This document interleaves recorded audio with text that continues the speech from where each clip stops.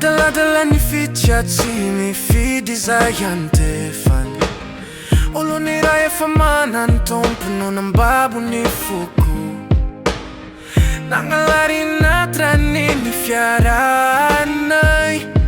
Vao mainka mamy tsisy ohatr'izany. Mifankatia tokoa izay rô.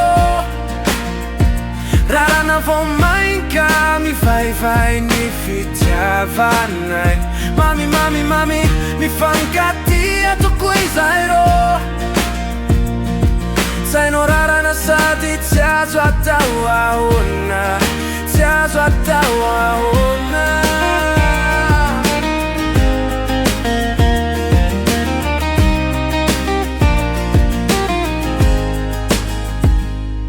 Nifankazo am-potokoa nafalinor nifanankin-doha. Tsy nifanary sanatry. Izany tokoa angambano tena fitia zareo mpivady ara-dalàna. Izay nifato-tady tena igagana. Mifankatia tokoa izay rô. Raràna vao mainka mivaivay ny fitiavanay.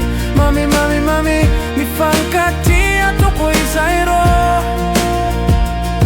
Izay norarana sady tsy azo atao ahona, tsy azo atao ahona.